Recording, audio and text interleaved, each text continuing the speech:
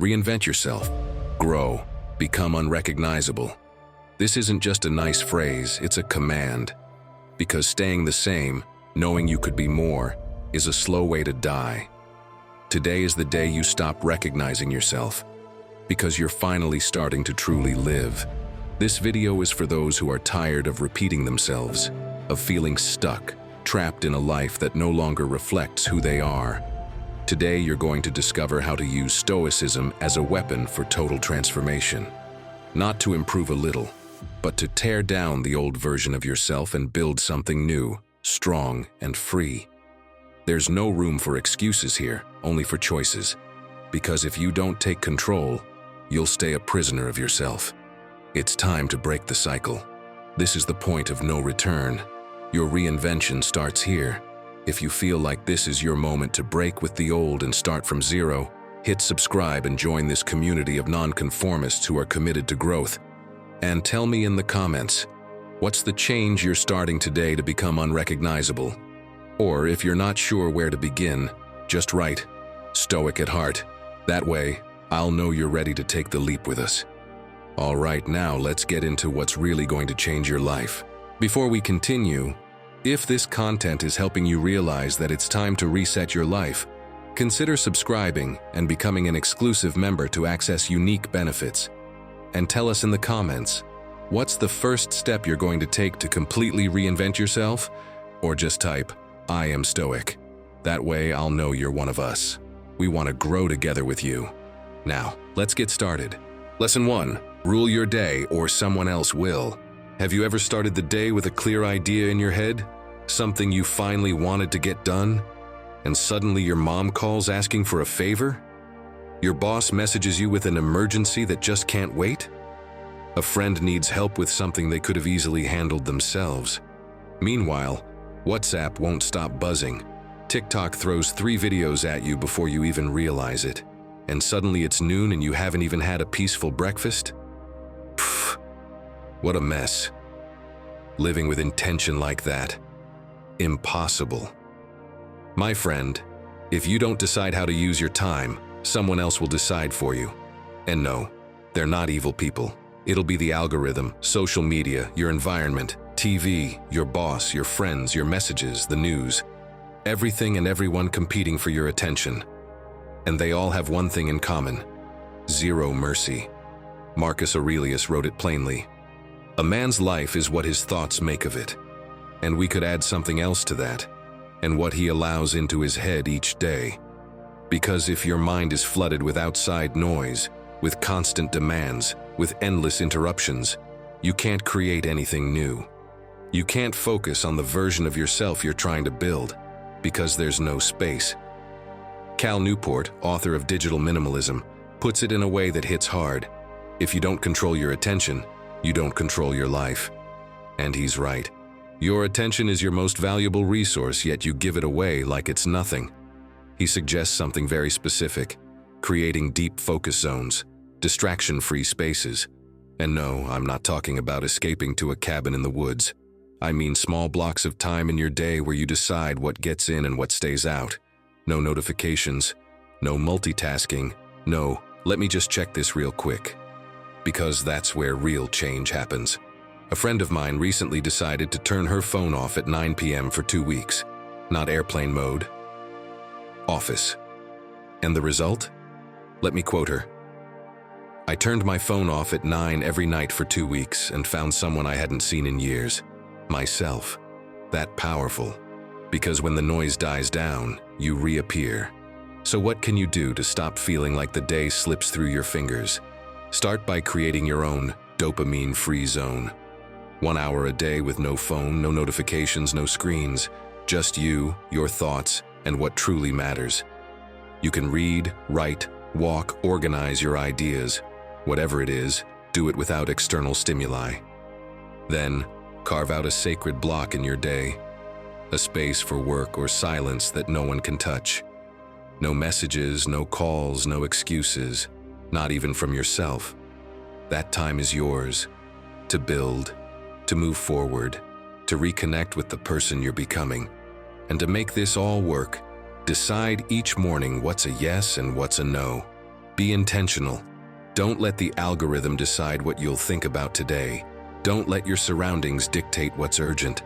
The agenda for your life can't be in someone else's hands. If you want to get back on track, you have to be the one setting the course. Your attention shapes your life, and if you want to become someone more focused, stronger, freer, you have to start by protecting your day. Because you can't build the new you if every day you're getting pulled into what everyone else wants from you. Think of your day like a steering wheel. If you're not the one holding it, the wind takes over.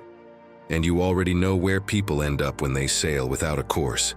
All it takes is one day to take back control, 1 week to build a new rhythm, and 1 month to become someone who no longer gets swept away because they've learned how to chart their own path. Lesson 2. Clear out your old beliefs. Do you know what the biggest obstacle to changing your life is? Here's a hint. It's not your circumstances. It's not a lack of opportunities. It's what you believe about yourself. Think about this. If you had grown up hearing that you were intelligent and capable, if you had been raised with the certainty that you could achieve anything you set your mind to, how different would your life be today? But no. Maybe what you heard instead were limitations. You can't do that. That's not for you. Doing that is too risky. And without realizing it, you carried those words with you as if they were absolute truths, when in reality, they were just other people's opinions. The human mind works like an old storage room full of boxes. Many of them have been sitting there for years, collecting dust. Some contain useful memories, lessons that have helped you grow, but others are filled with limitations, fears, and excuses that don't even belong to you. Beliefs inherited from family, school, and society. Beliefs like, if you fail, it's because you're not good enough. At a certain age, you can't start over. If you don't have natural talent, don't even try. Do you realize how heavy those boxes are? And the worst part is that you're still carrying them without ever questioning if you need them. Do you think a Stoic would accept these invisible chains? Imagine Marcus Aurelius waking up every morning thinking, I can't be a good emperor because I wasn't born with a talent for ruling. Or Epictetus saying, I'm a slave, so I have no right to take control of my life. If they had thought that way, they would have never changed their destiny. But they did the exact opposite. They broke free from limiting beliefs and replaced them with unshakable principles. Epictetus couldn't choose his origins, but he could choose his mindset. And that's why his name is still remembered centuries later. Now tell me, how many of your own beliefs are holding you back without you even realizing it? How many "you can't do that" thoughts are stopping you from changing your life today? Try this. Write down 3 beliefs you have about yourself. Now, question them. Is this belief really mine, or did someone else impose it on me? Does it help me move forward, or does it keep me stuck? If a friend told me this about themselves, would I believe it or try to open their eyes? If that belief limits you, it's time to throw it out, just like you take out the trash every day. Change the way you think, and you'll change your life. Because every time you tell yourself, I'm not capable, I can't, that's not for me, you're reinforcing invisible chains. But when you decide to say, I'm going to learn, I'm going to try, I'm going to prove what I'm capable of, that's when real transformation begins. Clear out your mind. Get rid of old beliefs. Let go of what no longer serves you. Because every limiting belief you remove creates space for new opportunities. And trust me, my friend, once you clear out the dusty old boxes, you'll see just how much room you have to build the life you've always wanted, but never allowed yourself to have. Lesson 3. Discipline is your real engine. Do you know what the biggest lie you've ever believed is? That you need to feel like it in order to change your life. And that, my friend, is a trap. But do you want to know something a true Stoic would never do? Wait until they feel like acting. Picture Marcus Aurelius staying in bed saying, I'm not ruling today because I don't feel like it. Or Epictetus deciding, I'm not teaching my students today, I'm too unmotivated. Sounds ridiculous, right? Well, that's exactly what you're doing every time you delay your goals because you're not feeling motivated. The Stoics understood that life doesn't wait. It's discipline, not desire, that makes you invincible. And if you truly want to reinvent yourself, grow, and become unrecognizable, you have to stop depending on fleeting impulses and start building with consistency. Motivation is pretty smoke. It fills you for a moment, sparkles like a firework, but then fades just as fast. Discipline, on the other hand, is like a rock. It stays firm no matter how hard the wind blows, no matter how much it rains, no matter how tired you are. That's the kind of strength you need if you want to reinvent yourself, grow, and become unrecognizable. The problem is, you've been sold the idea that you need to feel inspired before you do anything, as if great achievements come from sudden bursts of energy. Think about Stephen King. Today, we know him as one of the most prolific writers in the world, with dozens of novels that are now classics. But what most people don't know is that King has an unbreakable rule. He writes every single day of his life, even on holidays, even when he's sick, even when he doesn't feel like it. He doesn't sit around waiting for inspiration to show up. He knows inspiration comes while you're working, not before. That's pure discipline.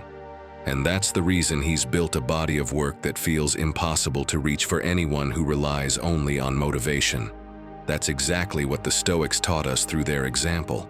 They didn't define themselves by what they felt, but by what they did in spite of what they felt. Marcus Aurelius wrote, "In the morning, when you find it hard to get up, remind yourself that your job is to be a human being." In other words, stop negotiating with yourself. Discipline begins the moment you understand that your duty comes before your excuses. The issue is that we've gotten used to chasing sparks. We open a video, read a motivational quote, and feel ready to take on the world. But the next day, that energy is gone, and then we think we've failed, when the truth is we were relying on something unstable. Real reinvention isn't built with fireworks, it's built with bricks, stacked one on top of the other day after day, even when you don't feel like it. Think about it. What would happen if you only went to work when you felt like it? What if you only cared for your kids when you were motivated? It'd be a disaster. And yet, that's exactly what you do with your dreams when you depend on your mood to move forward. Discipline isn't punishment, it's freedom. It frees you from being a slave to your emotions. Because one day you'll be tired, another day anxious, another unmotivated. And if you let those moods decide for you, you'll never truly change.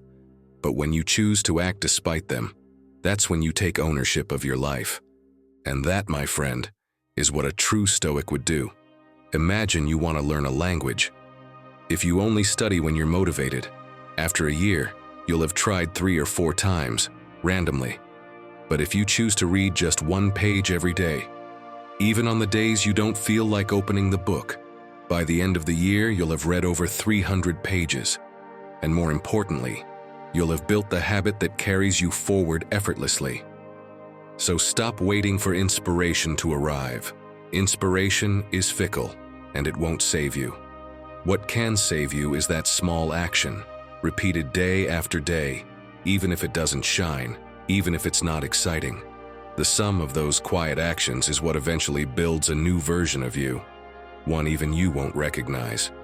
When you look back a few months from now, what will make you proud won't be the times you felt motivated. It'll be the times you acted without it, because that's where transformation really happens. Now tell us, what's that one thing you're going to start doing, even if you don't feel like it, to prove to yourself that you can be consistent? This community is here to support you, so you don't have to walk this reinvention journey alone. And if you don't know what to say, write this phrase as a commitment to yourself. My discipline is my strength. That way, we'll all know you're one of those who chose to grow and become unrecognizable. Lesson 4. 7 days without excuses. First, say to yourself what you would be, then do what you have to do. That's what Epictetus said. No fluff, no filters. First, decide who you want to be, then act like that person. Not when you feel like it, not when the stars align. Now, and if you've already practiced this for a day, if you've already had that moment when you behaved like your best self, why not stretch it into a week? Just 7 days. That's it. But with one condition: no excuses, no self-deception, no sabotage. You've spent so much time telling yourself you can't, that you're not consistent, that you always quit halfway. And even now, when you could do it, when you're free to change, to act differently, to begin, you don't. Because deep down, you still believe you're stuck. It's like the horse who spent years tied to a post.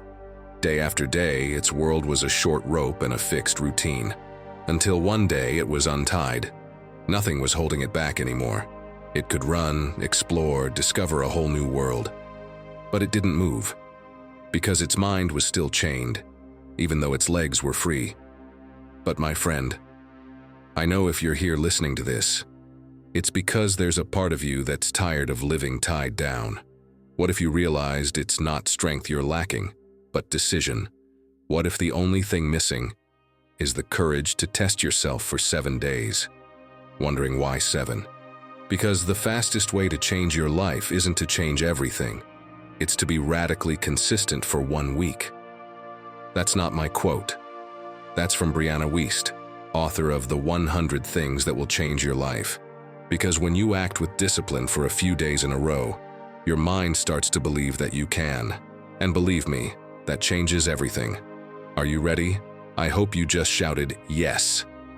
So here are some tips for your 7-day transformation. First, choose 3 commitments. No more. Just 3 things you're going to stick to for 7 days. Want to wake up without snoozing the alarm? Move your body for 20 minutes? Cut out ultra-processed food? These are just ideas. Choose the ones that matter to you. Second, use a physical calendar. Yep, the old school kind. Cross off each day you stick to your commitments. Do it with pride. Make it visual. Because progress needs to be celebrated even in silence. Seeing those marks one after another builds a momentum you can't imagine until you live it. And remember what we said before. Falling isn't the problem. Quitting is. If one day doesn't go as planned, the next day you act like nothing happened. Because real consistency isn't about never messing up. It's about always coming back. 7 days won't change the world. Of course not. But they can change you.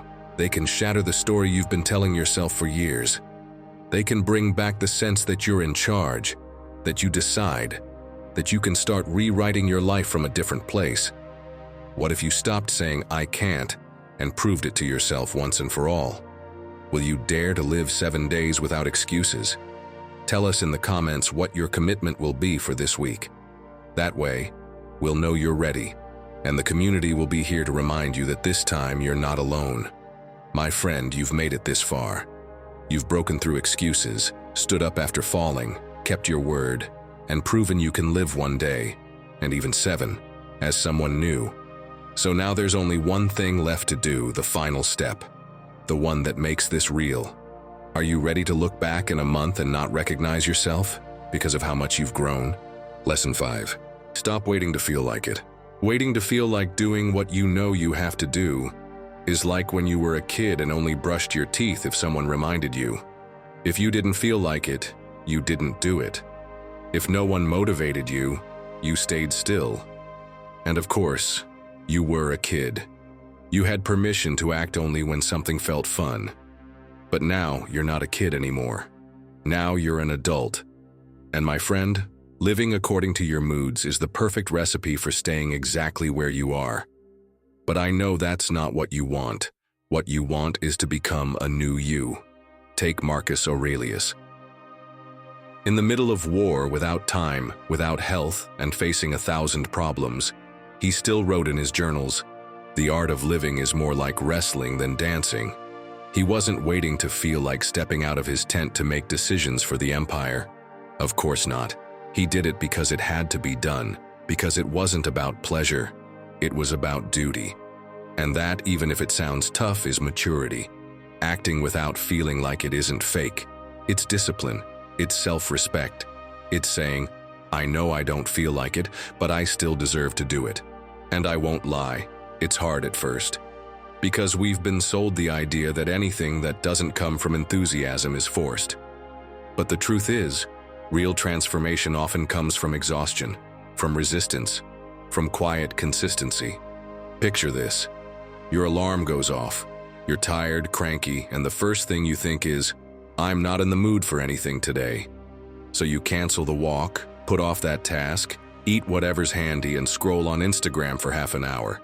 You tell yourself it's just for today, but that today repeats tomorrow. And by the end of the week, once again, you didn't do any of what you promised yourself. But hey, it wasn't your fault. You just weren't in the mood. Like psychologist Adam Grant says, waiting to feel like acting is like waiting to be hungry before going to buy food. You'll end up eating whatever junk you find. That's something Casey Willis realized too. She never felt like doing anything, until one day she heard herself say out loud, "I don't feel like doing anything today, but that doesn't excuse me from being who I want to be." And that line changed everything, because she didn't need motivation to stay true to what she wanted to build. So she invented a 3-minute morning ritual to get herself moving. One specific song, a stretch, and one phrase. Let's go, even if you don't want to. And that was enough to start shifting her way of living. So what can you do to get moving, even when you're not feeling it? First, create your own mini activation ritual. Pick a song that gives you energy, do a simple stretch, and say something out loud like, "I show up today, even if it's hard." Keep it short, but make sure it snaps you out of autopilot. Second, use the ridiculous start rule. If you can't do the full routine, do something so small it feels silly not to. Can't make it to the gym? Do 5 squats next to your bed. Can't read 30 pages? Read a single paragraph. What matters is getting started, and starting gives you dignity. Third, act like someone's recording your life to show it to your future self 10 years from now. What would you want them to see? Someone waiting for motivation? Or someone who gets up even when they don't feel like it? Your motivation isn't going to show up on a unicorn to save you, but you can save yourself, even if it's while yawning. And you don't need a lifetime, just one day, 1 week, 1 month, to start becoming your new you. Sixth lesson, restart as many times as you need to. How many times have you told yourself there's no point in trying again? I'm too old. I've already failed too many times. If it didn't work before, it won't work now. That kind of thinking is pure poison. Because what really defeats you isn't failure itself. It's the decision not to start over. The Stoics understood this perfectly. Epictetus didn't have a great start in life. He was born a slave. No rights, no opportunities, no visible future. Anyone else in his position might have thought, why bother trying again? My fate is already sealed. But he refused to accept that idea. He chose to start over every single day, even if all he had was his own mind. And that decision, repeated again and again, turned him into one of the most influential philosophers in history. Think of something simple. Imagine you're building a sandcastle on the beach. A wave comes and knocks it down. You've got 2 options. Curse the ocean and sit there sulking, or put your hands back in the sand and start building again. The child in you knows the answer. But as we grow up, we let fear and shame paralyze us. I've felt that temptation not to try again. When a project I poured everything into collapsed, I thought, what's the point? I already gave it my best. I spent night after night staring at the ceiling, convincing myself that the smartest thing to do was give up.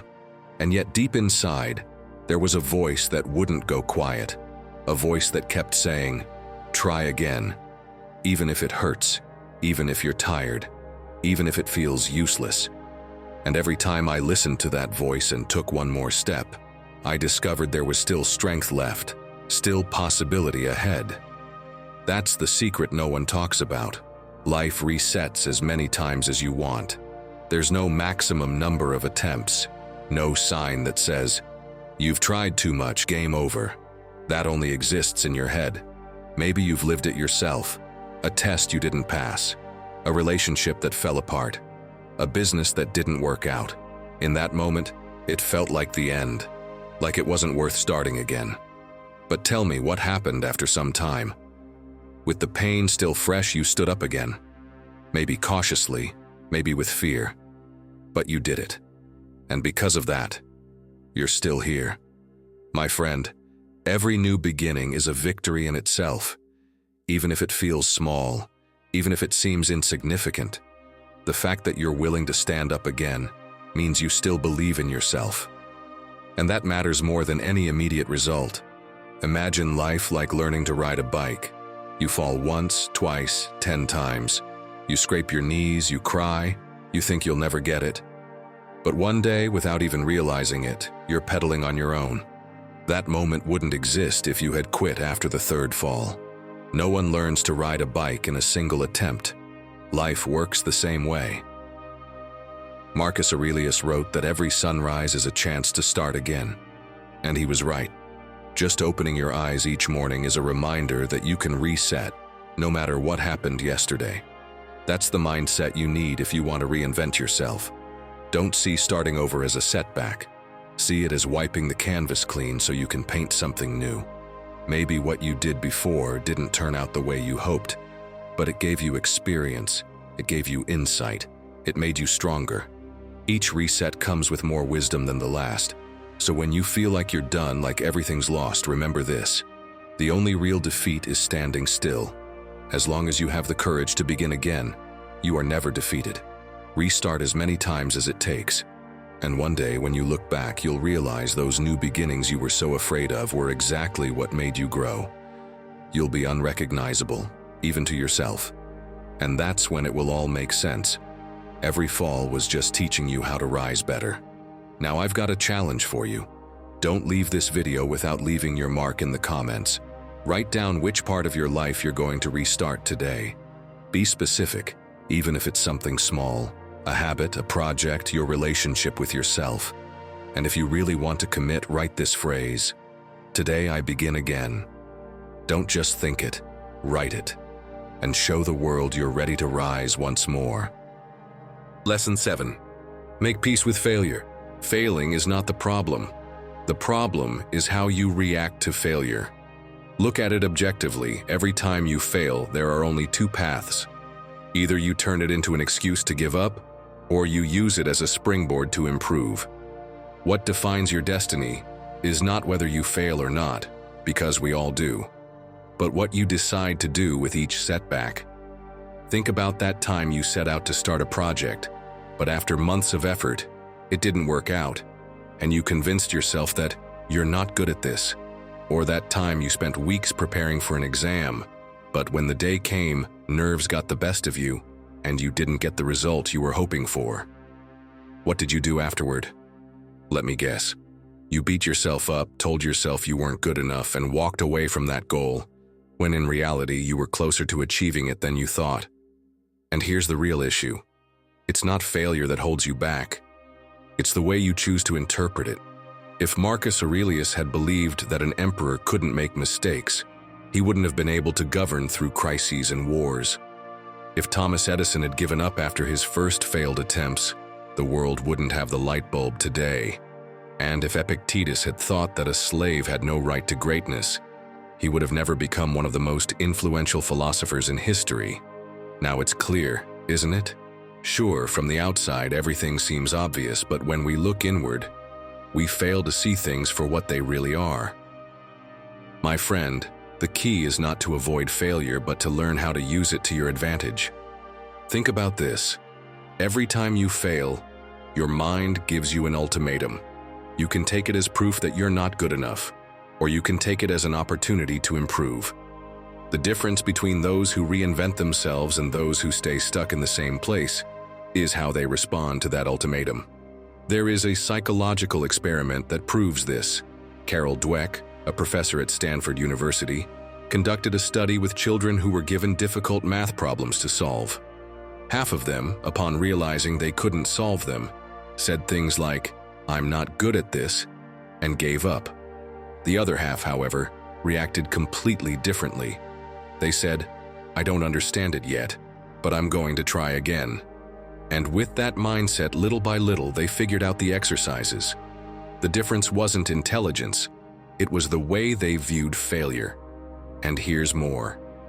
Years later, those same kids were studied again. Do you know which ones were more successful as adults? Of course, the ones who saw challenges as opportunities to improve. the ones who understood failure as a learning experience. Now tell me, how many opportunities have you let slip away out of fear of failure? How many times have you given up after a failed attempt when all you really needed was to push a little further?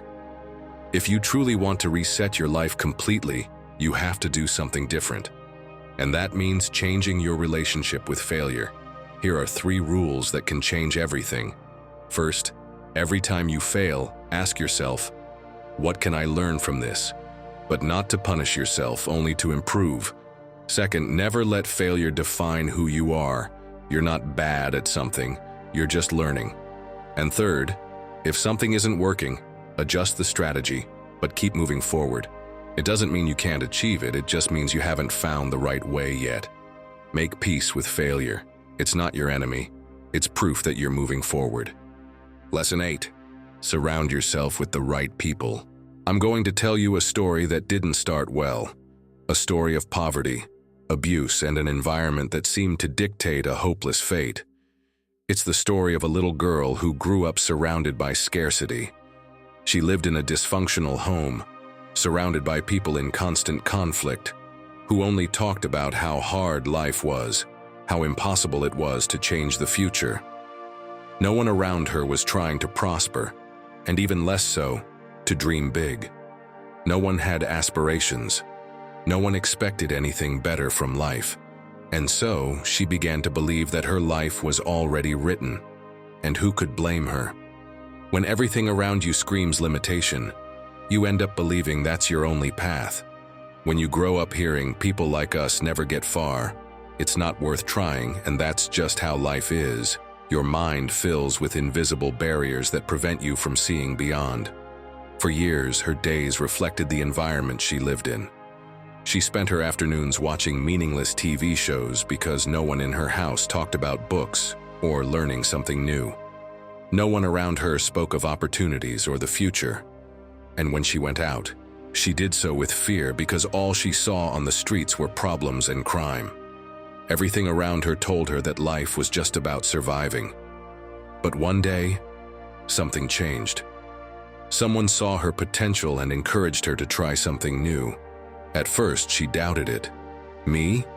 What for? But deep inside, a part of her had always felt there could be something more. So little by little, she started making small changes. Instead of wasting her afternoons on distractions, she started reading. For the first time, she saw in books something she had never seen in her surroundings, the proof that other ways of living existed. Instead of surrounding herself with negative people, she started seeking conversations with those who had ambitions, who talked about growth instead of limitations.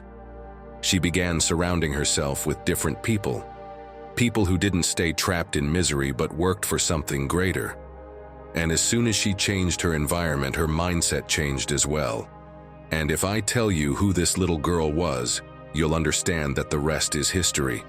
That girl was Oprah Winfrey. If she had stayed in the same environment, listening to the same voices telling her she had no options, she would have never gotten to where she is today. She changed her circle, and in doing so, she changed her destiny. Because your environment is not just a reflection of your life, it's a magnet. It absorbs you, conditions you, and pulls you in the same direction as the majority. So tell me, how do you expect to change your life if you're still surrounded by the same people leading you to the same place? How do you expect to start fresh if you're walking alongside those who only see the end? Do you know who understood this perfectly? Seneca. He said, "Spending time with bad people will make you bad as well. However, being in contact with honest people will only benefit you, even if that wasn't your intention. If you spend your days with people who only complain, you will end up seeing life through the same eyes. If you surround yourself with those who settle for less sooner or later, you'll place your own ceiling over your head. If your environment is full of people who say, 'It's impossible,' how do you expect to convince yourself that it is possible? It makes no sense. It's like trying to swim with an anchor tied to your foot. No matter how hard you fight, the weight will pull you down. So how do you change this? Start by observing. Look around and ask yourself, The people I spend time with, do they push me forward or do they hold me back? Then, seek out environments where people have the mindset you want to develop. If you want to grow, surround yourself with those who think big. If you want to learn, seek out those who never stop learning. If you want to be strong, build strength alongside those who never give up. And one more thing, don't be afraid to distance yourself from those who hold you back. It doesn't mean you hate them. It doesn't mean you despise them. It only means you've decided to grow. Because if Oprah had never changed her environment, her story would have ended the way it started. But she made the decision to surround herself with the right people, and the rest is history. So tell me, what story are you going to write? One of complaints and misery, or one of growth and ambition? Ninth lesson, complaining steals your life. Let's be clear. If complaining actually solved anything, we'd already be living in a perfect world. But no, we're still here, treating complaining like a national sport, repeating the same things over and over. This is unfair. It shouldn't be this way. If I had more luck, everything would change. And meanwhile, what happens? Nothing. Absolutely nothing changes. Because complaining isn't action, it's a drain on your energy. And here's the worst part. The more you complain, the more you train your brain to keep doing it. Neuroscience has proven it. Neurons that fire together, wire together. So every time you respond with a complaint, your mind turns that response into a habit. It's like going to the gym, but instead of building strength, you're building your victimhood. You get stronger at what weakens you. Now think about the opposite. What would happen if you decided not to complain, even for just one day? Your brain, instead of getting stuck in negativity, would start searching for solutions. And suddenly, what once looked like a wall becomes a door. Studies show that people who reduce their complaining experience less stress, more mental clarity, and a stronger sense of control over their lives. Not because the world changes, but because they do. Epictetus said it clearly. It's not things that upset us, but our opinion of them. And don't forget who said that. A man born into slavery, who lived without freedom and faced real, brutal limitations. Far worse than traffic or workplace issues. If he could choose to leave complaining out of his life, what excuse do you have? It's not someone's comment that ruins your mood. It's how you interpret it. It's not the weather that wrecks your day. It's how you choose to face it. Picture a normal day. You wake up, pull back the curtain, and see it's cloudy. First thing you say is, "Ugh, what horrible weather." But what changes with that comment? Nothing. The sky stays gray. The sun doesn't pop out just because you complained. You leave the house and hit traffic. You think, wow, this is a disaster. You slam the steering wheel, scowl, but the jam doesn't budge. No new highway opens because you're upset. The only thing that changes is your mood, which nosedives before your day has even started. You get to work and say, "My coworker never does anything. I'm left doing it all." But you don't speak up, don't suggest a solution, don't change a thing. What happens? The coworker stays the same, and you spend the day poisoned from the inside. Then it's coffee break. The usual topic comes up. Politics. You complain about how broken everything is, how useless the leaders are, how nothing works. But did you vote last time? Have you done anything to get informed or contribute? Of course not. You complain, then go sit on the couch and watch a show, as if venting had changed the world. Later you come home, open the fridge and say, "Always the same, nothing good to eat."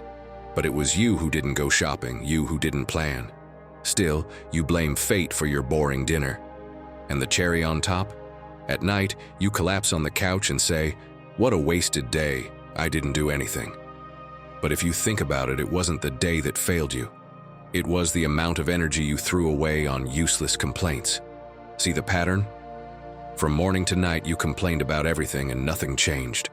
Know what Marcus Aurelius would say? Stop debating what a good man should be and just be one. Swap debating for complaining, and the meaning stays the same. Life's too short to waste it on words that don't move anything forward. My friend, if you truly want to reinvent yourself, grow, and become unrecognizable, you have to cut off the habit of complaining at its root. Because complaining is like an invisible chain, light at first, but with every repeated word, it gets heavier, until one day you can't move forward, and you won't even realize it until it's too late. So here's a challenge for you. Tomorrow, just tomorrow, decide you won't complain about anything. Not the weather, not the traffic, not your job, not anything outside your control. Every time you feel a complaint about to come out, replace it with an action or a question. What can I do now? You'll see that your energy, instead of leaking through that hole, starts multiplying. Because the difference between those who reinvent themselves and those who stay stuck isn't luck. It's that some spend their lives complaining, and the others spend their lives acting. Complaining is not your friend, it's your jailer. And every time you choose to silence it, you break a link in that chain. Do it once, do it again, and one day, the chain will break completely. And that day, you'll finally be free to move forward into your new life. Lesson 10. Turn off autopilot. Have you ever noticed how you go through your days? The alarm rings, you turn it off without thinking. You check your phone before getting up. You get ready for a day that feels exactly like the one before. You go to work or handle your tasks without questioning anything. You come home, distract yourself with whatever's in front of you, and then you repeat the cycle the next day. And just like that, days, weeks, and months go by, on autopilot. Until one day, you realize that years have passed and you're still in the exact same place. Tell me the truth. How many times have you done something without even remembering the exact moment you did it? How many times have you finished a day without being able to point out what you actually did to get closer to the life you want? Because that's the problem with autopilot. It keeps you busy, but it doesn't let you move forward. Psychology has taught us that the human brain is always looking for efficiency, which is why it automates behaviors. Psychologist and Nobel Prize winner Daniel Kahneman explained this through his theory of two thinking systems. System 1 is fast, automatic, and emotional, while System 2 is slow, conscious, and rational. If you let your life be dominated by System 1, you become someone who just reacts instead of someone who decides. And my friend, we already know what happens if you don't decide. You will never be able to change the direction of your life. Our Stoic friends understood this long before psychologists studied it. Marcus Aurelius was not an emperor who simply drifted through the routine of power. Every morning before starting his day, he wrote in his meditations, reflected on his purpose, and prepared himself for whatever challenges lay ahead. But imagine if he hadn't. Imagine the emperor waking up without thinking, attending meetings without questioning anything, signing documents without reflecting, returning to his chambers at night without having made a single conscious decision. He wouldn't have been Marcus Aurelius. He would have been a pawn in his own life, but he didn't let autopilot control his existence. Every day, he took charge. He asked himself, what challenges will I face today? What kind of man do I want to be? Am I acting with virtue, or am I just letting the day pass? Think about this. How many times have you made a decision just because it was the easiest option, without asking yourself if it was really the best choice for you? If you'll take my advice, that way of living ends today. If you want to reset your life, the first thing you must do is turn off autopilot. And if you're wondering how, here's what psychology tells us. Start questioning everything. Every action you take, ask yourself, am I choosing this, or is it just a meaningless habit? Do something different every day. Change your routine, break the inertia, challenge your mind. The people who grow are the ones who question the way things have always been done. And most importantly, give meaning to the start of your day. Take a moment each morning to decide how you want to live your day. Don't let the world decide for you, because in the end, either you take control of your life, or someone else will do it for you. And when you look back years from now, make sure it's not to regret all the time you spent in autopilot, but to feel proud of the person you've become. Now tell me, in what area of your life do you feel like you're still on autopilot? Tell me in the comments. I want to know what the first thing you'll change is. And stay with me just a little longer, because now comes the key to personal reinvention. Lesson 11. Take back the helm of your mind. Imagine your life as a ship sailing in open waters. The wind shifts, waves crash, storms appear when you least expect them. Now tell me, who's holding the helm? Because if it's not you, what you've got is a drifting vessel, moving wherever the sea pushes it. And that's exactly what happens when your mood depends on a comment on social media, when your self-esteem wobbles because of someone's opinion, or when you change your decisions out of fear of what others might think. You're not steering your own mind, the waves are steering it for you. Seneca understood better than anyone the power of keeping the mind under control. Picture the scene: a Roman Senate session, political rivals waiting for any slip-up, voices mocking him, accusing him, trying to provoke him. Most people would have responded with anger, or resentment, or fear. But Seneca didn't play that game. He stayed calm, never raised his voice, kept that unsettling serenity that disarmed more than any outburst. Not because he didn't care what was happening, but because he knew the only thing that truly belonged to him was his judgment, his way of interpreting every attack. And that control was his real strength. He couldn't choose what others said, but he could choose not to hand over his inner peace. Now think about yourself. How many times have you reacted exactly the way those senators would have wanted? A bad day at work and your whole mood collapses. A comment online and your confidence crumbles. One setback and you feel like your world is falling apart. What's dragging you down isn't the event itself. It's your automatic reaction. You've let the outside world run the show. Marcus Aurelius explained it with clarity that cuts through time. If something external affects you, it's not the thing itself that disturbs you. It's your judgment about it. And that's the secret. No one gets inside your mind without your permission. What happens out there doesn't have the power to destroy you, unless you open the door and let it in. Most people live the exact opposite way. You probably know someone who always has someone to blame for how they feel. I'm in a bad mood because my boss is useless. I can't be happy because my partner doesn't understand me. The crisis ruined my life. These are people who give up their peace as if they had no choice. From the outside, it's easy to see. They're not steering their lives. They're being tossed around like ships with no helm, slammed by every wave that hits. Modern psychology confirms it. Cognitive behavioral therapy, largely inspired by Stoic philosophy, teaches that it's not events that hurt us, but our interpretation of them. If your reaction to criticism is, "It ruined my day," then the day is lost. But if you choose to think, "It's just an opinion, nothing more," you instantly take back control. The situation stays the same, but your experience changes. Think about something as simple as traffic. You're running late and someone cuts you off recklessly. You can spend the rest of the morning replaying how stupid that person was and show up to work furious. Or you can let it go and move on. In both cases, the event is identical. The only difference is how much power you chose to give it. Guarding your mind doesn't mean becoming indifferent. It means setting boundaries. It means recognizing that the outside world can move, but it can't decide for you. Seneca, Marcus Aurelius, Epictetus, they all lived surrounded by conflict, injustice, and personal attacks. But none of them let those things dictate their peace. That's the model.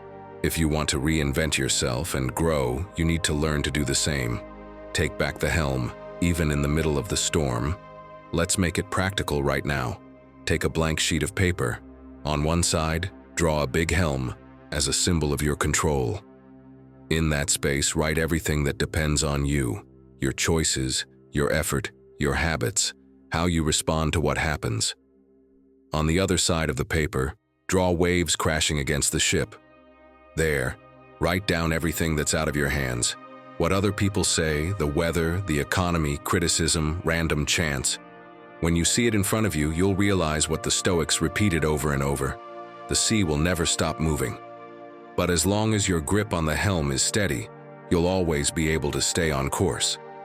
That paper becomes a physical reminder that your energy should go toward what's within the helm, not what's in the waves. Every time you feel pulled by what's happening outside, go back to that sheet. Look at it and ask yourself, am I acting from the helm, or am I being dragged by the waves? That simple moment of awareness gives you back the control you thought you'd lost. Lesson 12. Don't let anything external control your mind. Tell me, who is in control of your life? Think about it for a moment. Don't answer instantly. Because if your mood depends on what others say, if your peace is shattered by one negative comment, if you change your decisions out of fear of what people might think, then you are not the one controlling your mind. And the worst part is that most people live this way, like ships adrift, tossed around by every wave that hits them. One bad day at work and their mood crashes. One criticism and their self-esteem crumbles. One small adversity and their whole world falls apart. How many times has this happened to you?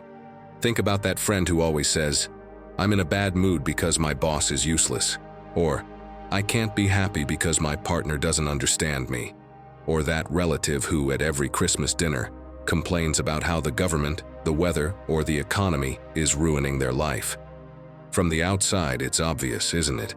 These people have handed over their peace and happiness to external factors, as if they had no control over their own lives. But tell me, do you think a Stoic would accept living like this?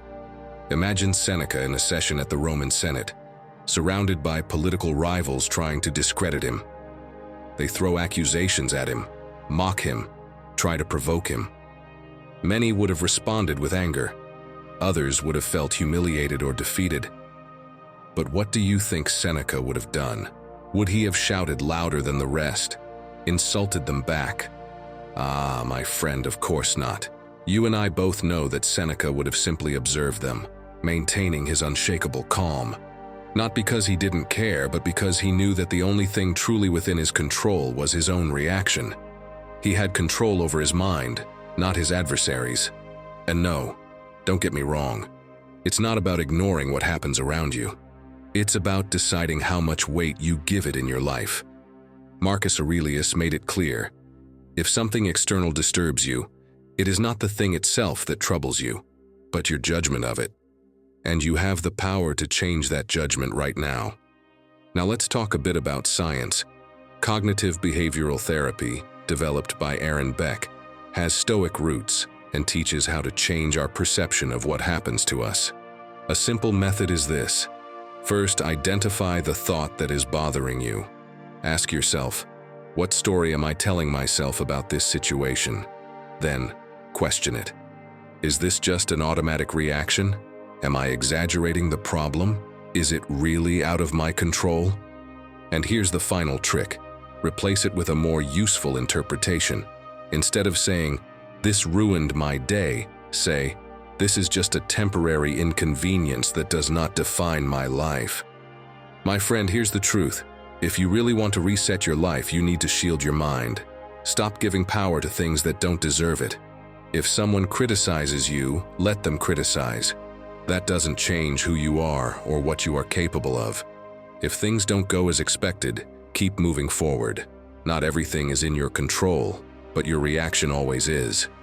And if you ever feel that something external is controlling you, stop and ask yourself, why am I giving this so much power? Nothing external should have control over you. You decide, now and always. So tell me, are you going to keep letting external things dominate your life? Or are you finally going to take back control like a true Stoic? Lesson 13. Choose the hard path.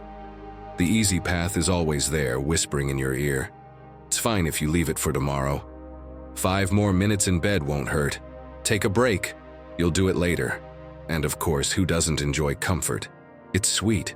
It's easy to stay wrapped in your sheets when the alarm goes off. It's tempting to put off that uncomfortable call, that workout, that project. The hard part is getting up and doing it when no one's making you.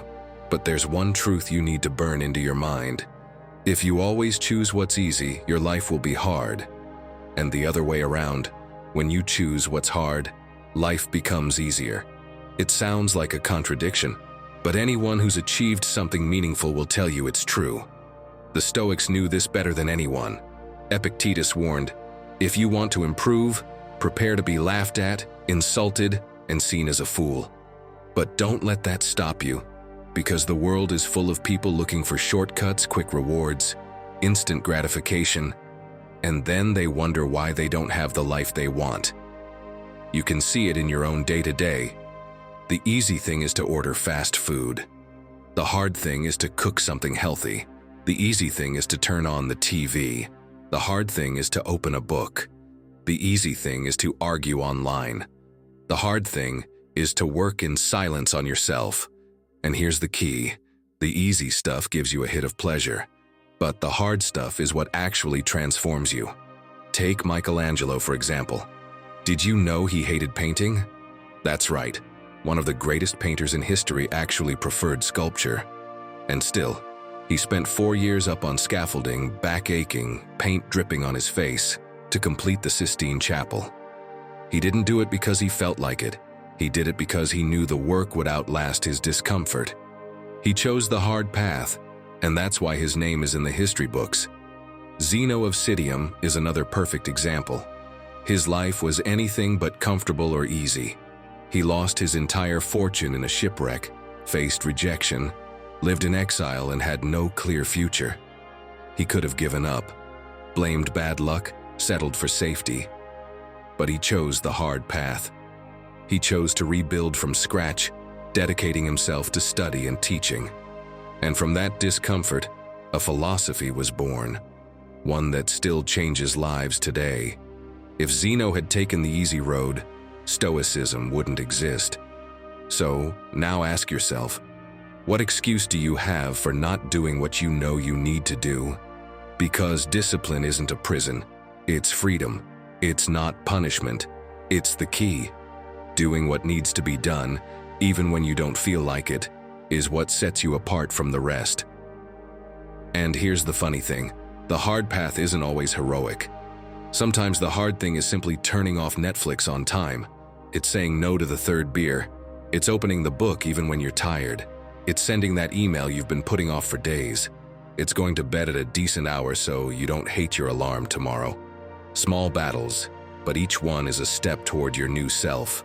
My friend, if you truly want to reinvent yourself, stop chasing comfort. Every time you choose the easy way, you choose to stay the same. Every time you choose the hard way, you choose to grow. That's the equation that changes lives. So next time your mind says, "I'll start tomorrow," answer like Marcus Aurelius, "I wasn't born to lie under the covers. You were born to act, to do what must be done." And when you start living like that, your transformation becomes inevitable. So tell me, what hard thing are you going to do today? Even if you don't feel like it, write it in the comments and make it real. And if you want to keep it simple but powerful, write this: "Today I choose the hard path." Sometimes sharing it makes the weight lighter and the commitment stronger. Lesson 14. 30 days that will make you unrecognizable. Becoming your best self isn't like flipping a switch. There's no magic button that changes everything in a second. It's more like brewing a good cup of coffee. It takes patience, intention, and repetition. Day after day, you infuse your actions with steady will. And if you leave it halfway, it turns bitter. Because nothing tastes worse than being halfway to something that could have changed your life. 1 week can shake you, but a month transforms you. 30 days of disciplined action isn't just an experiment, it's a statement, a new identity that begins to solidify. Not in the noise, but in the details. Not in what you say, but in how you live. Seneca said it plainly: "What is necessary doesn't require much time. What you need is strong will." And my friend, you're already building it. If you've made it this far, if you've already lived one different day, if you gave yourself a week without excuses, you now have what it takes for the next level. 30 days. Not to be perfect, but to cement the new version of you that's already started to emerge. Just imagine what could happen if for 30 days you ate well, if you trained, even just 10 minutes a day, if you read even a single page, if you stayed calm where you used to explode, if you said no where you used to give in, if every night you went to bed knowing you hadn't let yourself down. 30 days is that stronger, more focused, freer version of yourself. It's not a dream, it's a practice. And the best part is, you already know how to begin, because this doesn't come out of nowhere. It comes from what you planted in the past 7 days. Now it's time to level up, to make it a ritual, to stop leaving it to chance. What's the first thing you should do? Create your own monthly Stoic ritual. Define what things are non-negotiable with yourself this month. Not many, but sacred. It could be your wake-up time, your reading moment, your workout, your boundary with your phone. Whatever you choose, make sure it represents your commitment to this new you. Also, choose a phrase that stays with you. Something to remind you who you are every time your will starts to shake. Maybe it's "my word is law," or "I keep going even when it hurts," or simply, "I'm not negotiable." Write it, repeat it, place it where you'll see it every single day. And don't forget something essential. Check in with yourself weekly. Not just what you're doing, but how you're feeling. What's shifted in you? What's been hardest? What surprised you? Because this isn't about executing mindlessly. It's about living with presence, about being so awake that nothing you do goes unnoticed. That's the foundation of any transformation that lasts. 30 days won't turn you into someone else. Of course not. They'll return you to who you could have always been. They reconnect you to your ability to choose, to act, to grow.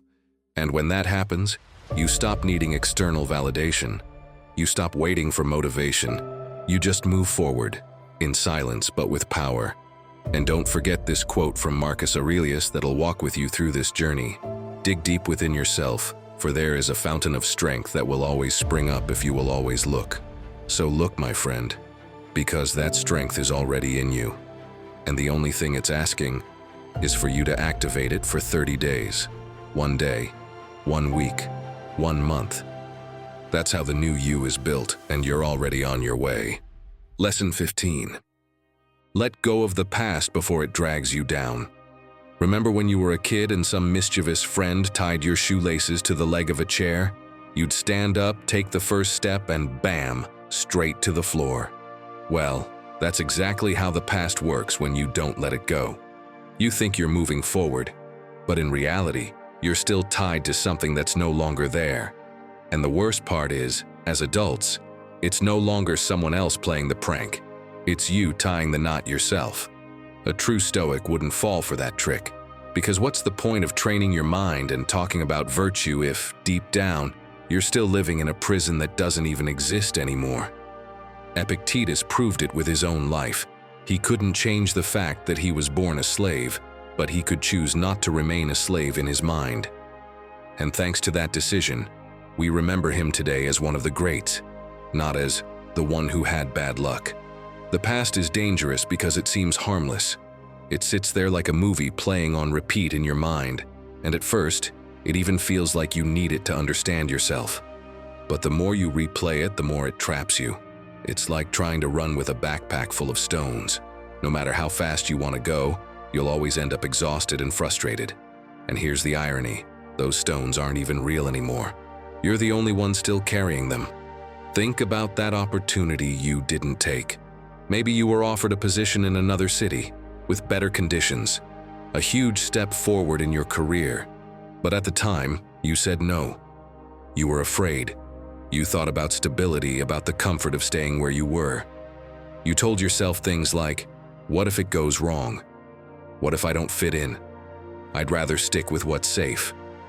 And at that moment, it seemed like a logical decision. But now, years later, that scene keeps replaying in your head. You catch yourself thinking, if I had said yes, by now I'd be leading that team, probably earning double, living a completely different life. And while your mind loops through that alternate reality, you punish yourself. I blew it. I didn't have the courage. I'll never get another chance like that again. The issue isn't that you said no back then. We all make choices based on the courage we have at the time. The real issue is living today as if that decision doomed you forever. Because while you keep repeating, if only I'd accepted, I'd be on a different level now, all you're really doing is paralyzing yourself, unable to see that new opportunities are still showing up. You're so focused on what's behind you, you can't see what's right in front of you. Marcus Aurelius put it in brutally simple terms. If you're troubled by something external, the pain isn't from the thing itself, but from your judgment of it. And that's the key. It's not the event that hurts, it's how you keep interpreting it in your head. The past doesn't hurt. What hurts is reliving it over and over again. So how do you let go? It's not about pretending nothing happened or trying to erase your story. It's about changing your relationship to it. The next time your mind drags you back to a mistake, don't feed it with blame. Say to yourself, "That's no longer here." Then ask, "What can I do today with what I learned from that?" That question turns the wound into wisdom. And if you still feel the weight of it, write it all down on a piece of paper and tear it up. Not because it's magic, but because it reminds you of something obvious. You've always had the option to let go. The point is to understand that the past doesn't define who you are. It only defines who you were. Right now, you have the power to decide who you're becoming. Every minute you spend reliving past mistakes is a minute stolen from your present. It's like trying to drive while staring only in the rearview mirror. You're going to crash eventually. My friend, reinvention requires lightness. If you truly want to grow, you can't keep dragging around guilt, what-ifs, or resentment. The past doesn't exist anymore. The only thing that's real is what you do now. And when you finally dare to cut the cord, you'll feel exactly what my younger self felt when I discovered the shoelace trick: relief, lightness, freedom to move without falling into the same trap over and over again.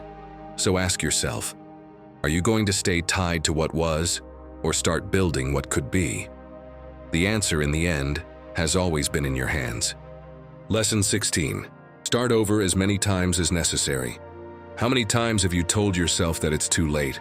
How many times have you thought that after failing so much, there's no point in trying again? Well, I'm going to be very direct with you. That is the biggest lie you can tell yourself. It doesn't matter how many times you've fallen. It doesn't matter how old you are. It doesn't matter where you are. Do you know the only thing that does matter? How many times you're willing to get back up. And trust me, I know this firsthand. There was a moment in my life when I felt like there was no point in trying anymore. I had put everything on the line for a project, for an idea I believed in, and I failed. Not once, but multiple times.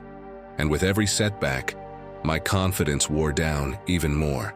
I reached a point where I asked myself if it was really worth continuing, or if I should just accept that maybe I wasn't meant for this. I remember one night in particular, after yet another failed attempt, I sat there in the dark with no motivation to keep going, with no strength to start again. I felt like a sandcastle destroyed by the waves, every effort wiped away before it could take shape. But do you know what I did in that moment? Once again, I turned to the Stoics. It's not because things are difficult that we don't dare, but because we don't dare that they are difficult. These words from Seneca hit me like a lightning bolt. How many times do we stop trying just because we convince ourselves that something is impossible? That realization completely changed my perspective. That was my turning point. I understood that I hadn't lost. The only real defeat would have been staying there, feeling sorry for myself. So, I tried one more time, and then again, and again, and with each new attempt, I learned. I improved. Until one day, what once seemed impossible started to take shape. And here's where science comes in. A study from Stanford University found that people with a growth mindset see failure as part of the learning process. To them, failing doesn't mean they're not good enough. It simply means they haven't found the right way yet. And those are the people who ultimately succeed. If you want to reset your life, you have to understand that you will have to go back to the starting point over and over again. And no, this is not a setback. Think of it as an endless reinvention, like restarting a level in that video game you love so much, or rereading that book that inspires you every time. My friend, as the Stoics taught us, a man is not defined by his failed attempts. He is defined by how many times he dares to try again. Every time you think about giving up, remember this. It doesn't matter how many times you have to start over. What matters is that you never stay stuck. Every new beginning is proof that you still believe in yourself. And that, my friend, is the only thing you truly need. 17th lesson. Turn every stumble into your teacher. Failure isn't the real problem. The problem is how you react after falling. You can use it as an excuse to give up or as a stepping stone to grow. That decision is what separates those who reinvent themselves from those who stay stuck in the same old version of who they are. A true Stoic would never see failure as a sentence. For them, it was just another setting where they could practice their virtue. Marcus Aurelius said it clearly. What stands in the way becomes the way. If something goes wrong, it doesn't mean it's all over. It means you've just found a new chance to train your resilience. That's how you reinvent yourself, by learning how to turn every blow into a lesson. Think about the times you've tried something and it didn't go as planned. Maybe you started a project with excitement, and after a few months it collapsed. Or you prepared hard for a job interview, but the opportunity slipped away. What you did after that is what really matters. If you decided it meant you weren't good enough, you sank. But if you took it as a clue for where to improve, you moved forward, whether you noticed it or not. That's the moment that rewrites your story. It's not the failure itself, it's how you interpret it. Look at someone like Michael Jordan. Most people remember him as the greatest basketball player of all time. But what they forget is that in high school, he was cut from the team because the coach didn't think he was good enough. He could have given up, convinced himself basketball wasn't for him, but he didn't. He turned that humiliation into discipline. He practiced harder than anyone, reinvented himself through consistency, and today his name is synonymous with greatness. What made the difference? He didn't let failure define who he was. And what Jordan did isn't just a matter of personal drive. Science backs it up. Carol Dweck, a professor at Stanford, studied how people respond to challenges. She gave a group of kids very difficult math problems. Some, when they couldn't solve them, said, "I'm just not good at this," and gave up. Others responded differently. "I don't get it yet, but I'm going to try again." That shift in mindset, the same one that turned Jordan into a legend, is what Dweck called a growth mindset. The same thing applies to you. When you fail, your mind throws you an ultimatum. Are you someone who gives up or someone who gets back up? And right there, in that exact moment, it's decided whether you'll stay the same or grow until you become unrecognizable. So what can you actually do to apply this? Start by refusing to dramatize every stumble. You're not a failure just because something didn't work. You're in the middle of a learning process. If you try a diet and it doesn't work, it doesn't mean your health is doomed. It means you need to adjust your approach. If you fail an exam, it doesn't mean you're incapable. It means you need to study differently. And if a business idea doesn't take off, it's not the end of the world. It's an opportunity to sharpen your strategy and try again. It's like learning to ride a bike. Nobody gets it right the first time. You fall, you scrape your knees, maybe you cry. But what happens next? You get up, try again, and one day, you're pedaling without even thinking about it. That's the logic you need to apply to every area of your life. Failure isn't a wall, it's training. The Stoics understood this better than anyone. Epictetus lived as a slave for part of his life, a massive social failure in his time. But he didn't get stuck in the belief that his life was over. On the contrary, he used that experience as the training ground that shaped him into a free thinker, respected even by emperors. What looked like a curse became his launch pad, and the same can happen to you, if you choose to reinterpret every fall. So the next time you stumble, ask yourself, what is this teaching me that I wouldn't have learned any other way? Don't look for someone to blame. Don't sink into the mindset of I'm not good enough. Use the fall to sharpen yourself, to adjust, to reinvent. Every time you do, you're one step closer to becoming that unrecognizable version of you that you're building. My friend, no one reinvents themselves without failing, over and over again. The difference is in not letting those failures be the end of the story. Every failure can be the spark that ignites a new strategy, a new strength, a new version of you.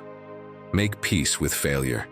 Embrace it as part of the process, because when you do, you stop fearing it and you start using it. And in that moment, what once felt like defeat becomes the beginning of your greatest victory. Lesson number 18.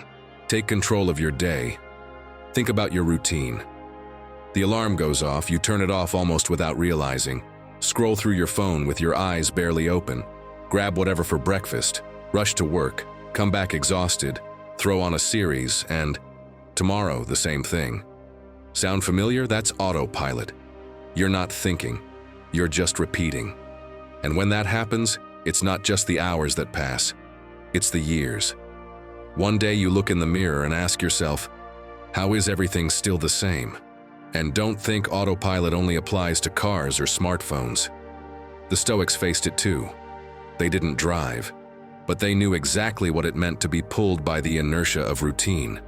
That's why they made it a point to break the pattern from the start of the day.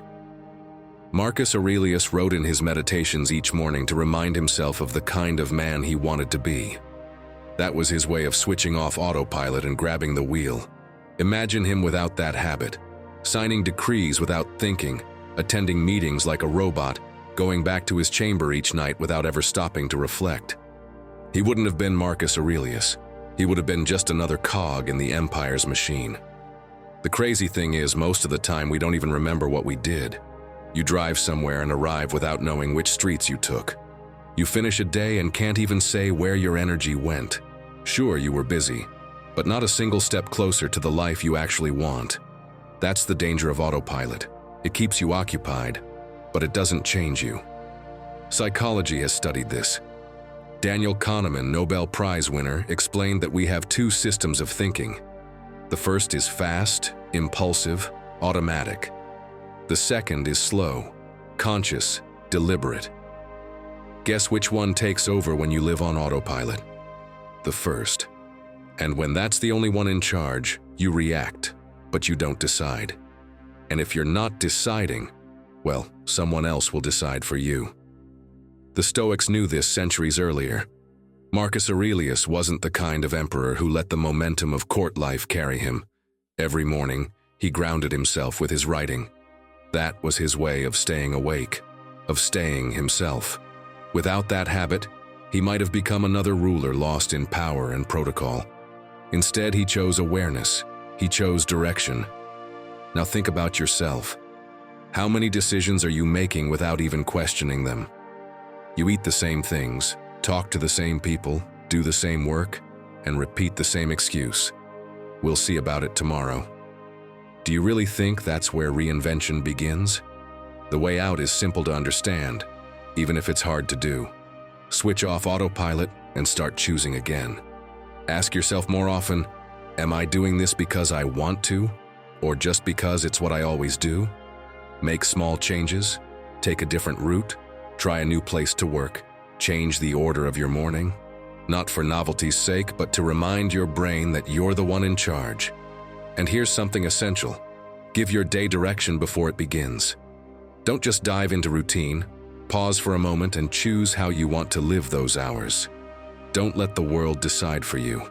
That moment, even if it lasts just a minute, is what separates being the captain of your ship from being a lost passenger. If you truly want to grow, you need to break the inertia that keeps you busy but empty. Switching off autopilot isn't about changing everything overnight.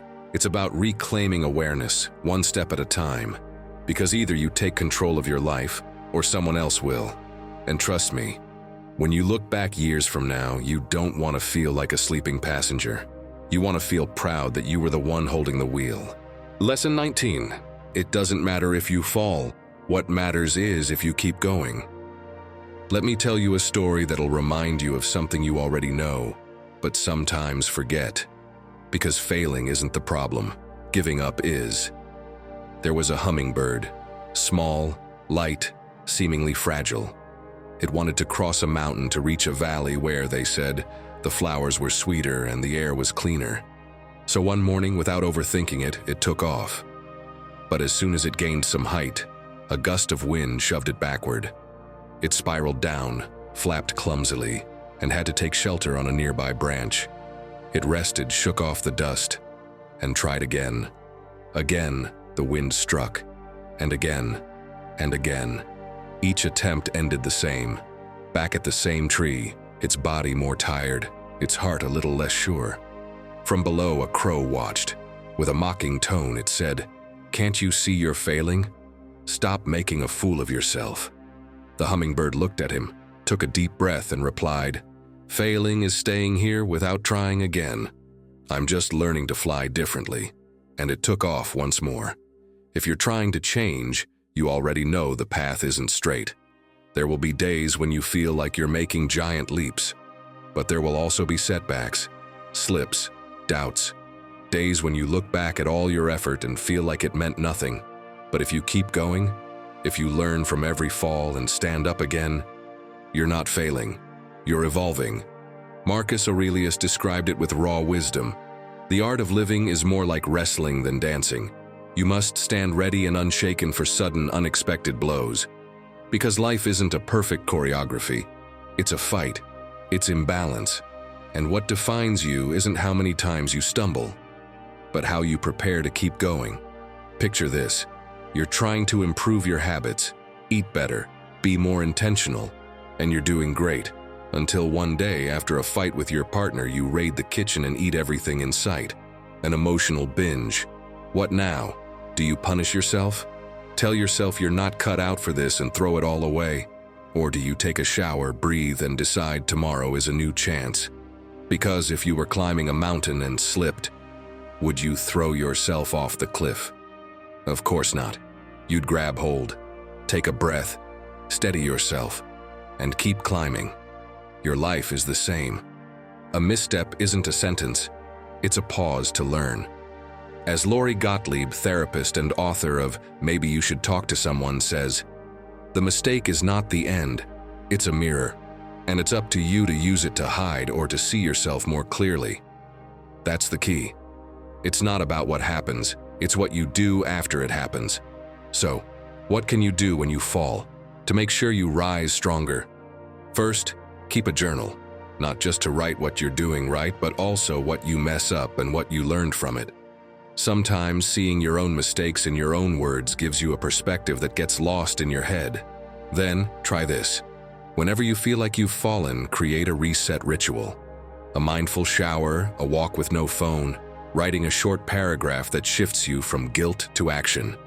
It doesn't need to be long, just symbolic. Something that tells your mind, "I'm starting again and I'm starting stronger."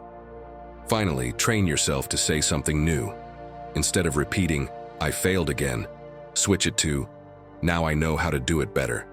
Because if you look closely, you're not going back to square one. You're coming back with more tools, more truth, more clarity. And if after 30 days you fall, you're not starting from zero. You're starting from experience. And that's worth triple. Because the new you isn't built through perfection, but through resilience. My friend, I'm not telling you that you won't fall. That would be a lie. I'm telling you that the only real way to fail is to stay down when you know damn well you can still rise. Lesson 20. Stop carrying what's already in the past. The past. That enemy that keeps hurting us over and over again even though it's no longer here. We live chained to what happened, and the worst part is we don't even realize how much we're weighed down by things we can no longer change. Some time ago, I ran into an old friend. The moment I saw him, I noticed something. He was trying to smile, but his posture gave him away. He looked like he was carrying an invisible weight. We sat down to talk, and as soon as I asked how things were going, he let out a sigh. "I feel like I'm not moving forward," he said with that look of someone whose mind is trapped in an endless loop. "If only I could go back and do things differently." He told me how he was still punishing himself over a relationship that ended badly. He blamed himself, replayed every mistake, every wrong word, every poor decision. And not just that. He kept thinking about opportunities he never took, about choices that once seemed right but that he now saw as mistakes. I looked at him for a moment and said something that left him in silence. "The problem isn't what happened. The problem is that you're still living there." Because that's what was destroying him. not the past itself, but his inability to let it go. Marcus Aurelius put it clearly: if something external pains you, it is not that thing that troubles you, but your judgment of it. And this you have the power to change right now. Do you realize how powerful that is? The past doesn't hurt you. What hurts is the way you keep reliving it in your mind. And the worst part is that carrying the past is like trying to run with a rope tied around your waist. Every time you try to move forward, it pulls you back. It won't let you progress. It won't let you reset your life. It traps you in an endless pause. And instead of cutting the rope, most people keep pulling on it, wondering why they're not getting anywhere. Until when? How much longer are you going to keep looking back, reliving the same mistakes, punishing yourself for things you can't change? I asked him that to make him reflect. Time passed and I didn't see my friend again for months. But when I did, I instantly knew something had changed. He looked different, lighter. Like for the first time in years, he was breathing without that weight on his shoulders. "You dropped the backpack, didn't you?" I said with a smile. He nodded, and I realized I always had the option to do it. I just didn't want to accept it before. Because that's the truth no one likes to hear. The past isn't holding you back, you're the one still holding on to it. If you truly want to reset your life, you need to understand this. What's done is done. And it's not just a famous song, it's a fact. No matter how many times you replay it in your head, you can't rewrite it. But you can decide what to do from this moment forward. So here are 3 truths that can help you let go of the weight once and for all. The past doesn't define who you are. It only defines who you were. Today, you have the power to decide who you become. What happened no longer exists. The only thing left is the meaning you choose to give it. And know this, my friend, you will never move forward if you keep looking back. Let go of the rope. Cut the cord. Stop dragging what no longer belongs to you. So tell me, are you going to stay tied to what was, or are you going to start building what could be? If something is holding you back, share it in the comments. Take it as a commitment to yourself that today, finally, you decide to let it go. Lesson 21. If you don't keep your word, who will? Are you the kind of person who follows through on their promises? Or just someone who's good at justifying themselves? How many times have you told yourself that this time you're really going to change, only to find yourself making excuses by day 3? No. You're not failing because life is just too hard, or the planets have aligned against you. You're failing because you're not respecting your own word. And even if you don't realize it, you carry that with you. In your eyes, in your energy, in the way you talk about yourself when no one's listening. It's not the world that made you lose trust. It's you. Every time you say, "I'll start tomorrow," and don't. Every time you swear you won't fall into the same old habits and then go right back. Every broken promise doesn't disappear. It builds up. And eventually, without even noticing, you stop believing anything you say. Marcus Aurelius understood this perfectly. He could have blamed his role, the wars, the betrayals, but he didn't.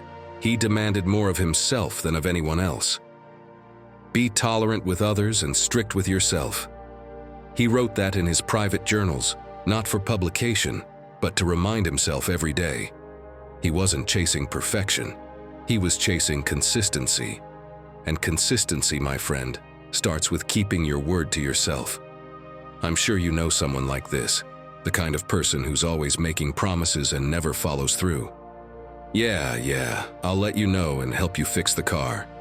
Or the classic, "This time for real, I'm gonna start working out." And then, nothing. Back on the couch, ghosting again, coming up with more excuses. What happens next? You stop counting on them. Not because you don't care, but because you just don't trust them anymore. So tell me, if you feel that way about others, how can it not happen with yourself? How many more times are you going to hear your own voice making promises you won't keep and pretend it doesn't matter? It does matter. Your brain notices. Your self-esteem notices too. Najwa Zebian, a best-selling author known for her work on self-worth, puts it perfectly. Every time you choose others over yourself, your body notices. and it stops trusting you. And that's exactly what you do when you say yes to everyone except you. When you postpone what you need, when you abandon yourself to please others, when you show up for everyone except yourself. But this can be fixed. And it starts by making fewer promises, but keeping all of them. So what can you do to make sure this doesn't keep happening? One thing that works incredibly well is choosing just 3 commitments each week. Not 10, not 20, 3. Write them down on Sunday, and don't break a single one, even if they're small. The point isn't to do a lot, it's to start trusting yourself again. Another powerful step. Write on a piece of paper, "I don't break my word anymore," and stick it somewhere you'll see it every morning. Let that sentence remind you that you're not here to repeat old patterns. You're here to become someone new.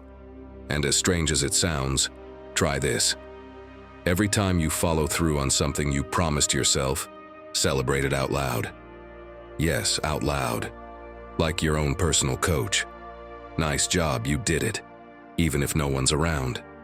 Because you're retraining your brain to recognize yourself as someone who shows up. The truth is, it doesn't matter how many times you've broken your word before. We've all done it. We've all started something 100 times. But that's over. The only thing that matters now is when you're going to believe yourself again. When you'll finally decide that it's enough with the pretty speeches and emotional promises. That now, it's about action.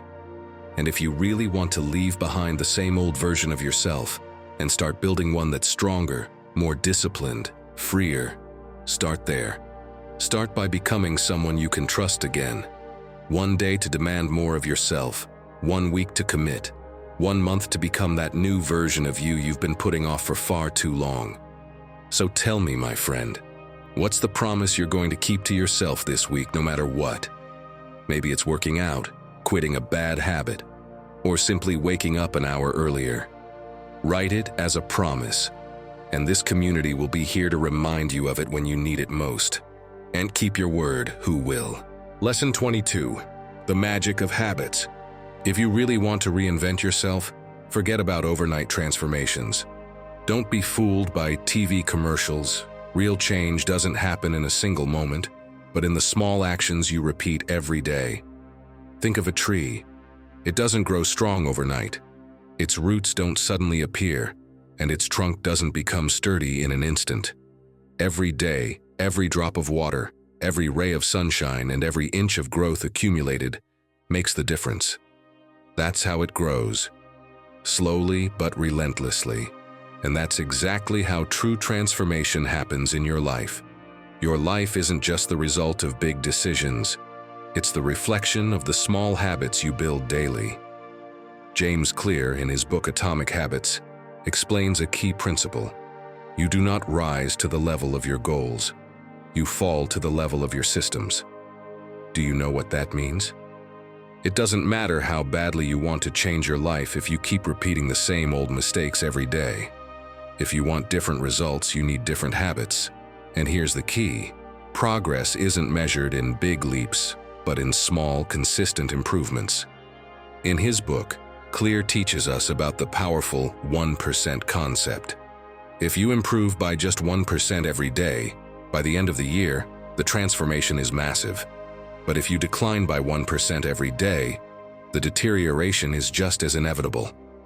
My friend, everything you do is taking you in a direction. The question is, are you going the right way? The Stoics understood this principle centuries before it became a trend. Seneca insisted that reading about virtue and discipline wasn't enough. You had to practice them daily. Greatness isn't a destination. It's the result of small actions repeated with consistency. You don't become strong by training once. You don't become wise by reading a single book. Everything comes down to repetition. And I know what you're thinking. It's easier to watch Netflix before bed than to read a book that helps you grow. It's more fun to spend hours on a video game than to dedicate part of your day to working on your purpose. It's more comfortable to stay the same. But here's the key question. What do you prefer? Comfort and entertainment, or growth and reinvention?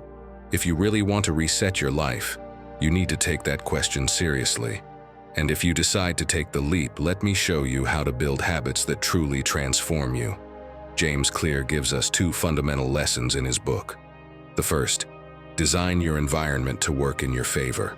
If you want to stop wasting time on your phone, leave it in another room while you work. If you want to start working out, don't rely on motivation. Lay out your gym clothes the night before and make it as easy as possible to go. The second key lesson, make the habit part of your identity. Instead of saying, "I want to read more," tell yourself, "I am a person who never stops learning." Instead of saying, "I want to be disciplined," say, "I am someone who always does what needs to be done." Because when you identify with who you want to be, it simply becomes natural. The Stoics didn't see self-discipline as a burden, but as the essence of who they were. Marcus Aurelius didn't need motivation to write his reflections every morning. Epictetus didn't need reminders to act with patience and resilience. They had made it their way of life. So here's a powerful piece of advice. If you truly want to reset your life, don't wait for a moment of inspiration. Build habits that take you where you want to be. Because that's the magic of habits.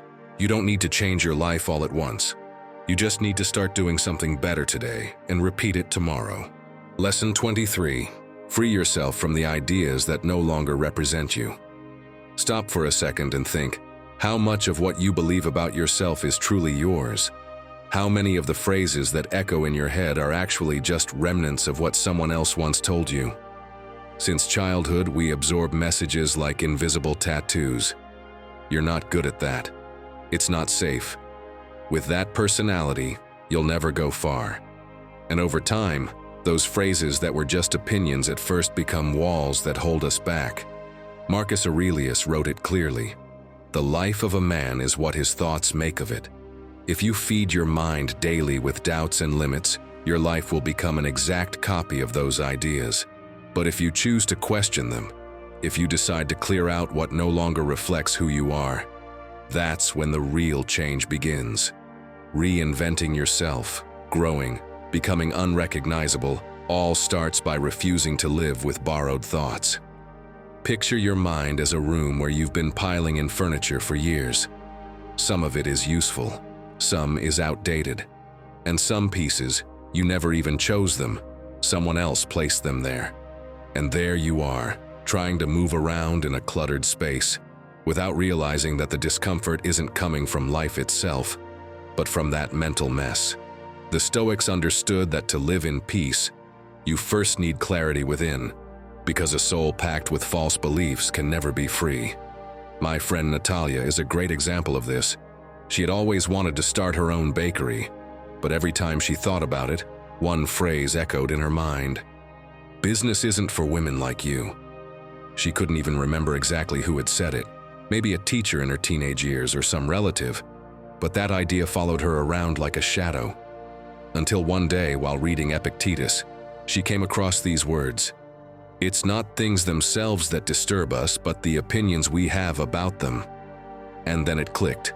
It wasn't the business that was stopping her, or even the fear of failure, but that inherited belief.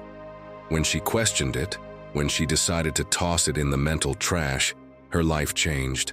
Today she runs a bakery that not only supports her, but has become her pride.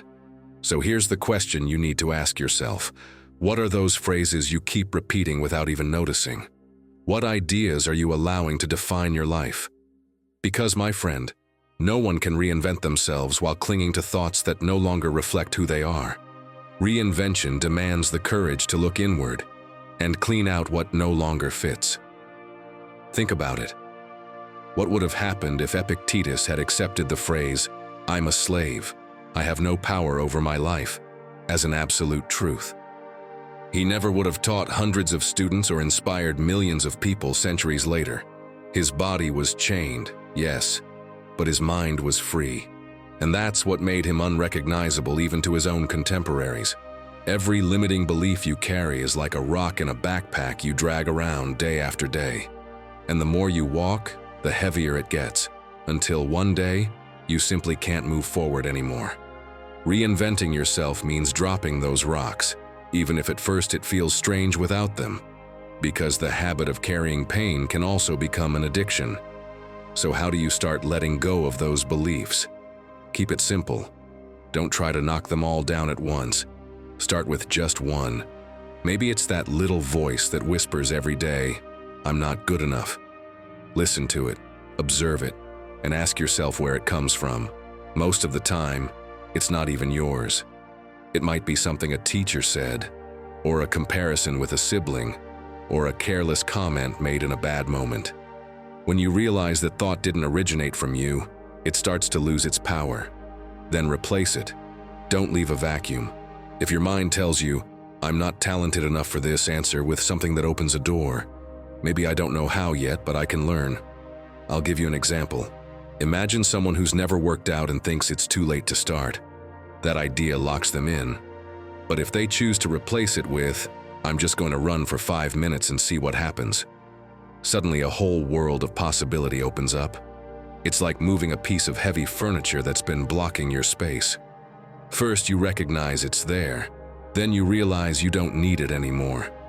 And finally, you replace it with something that actually fits your life. Do the same with your beliefs.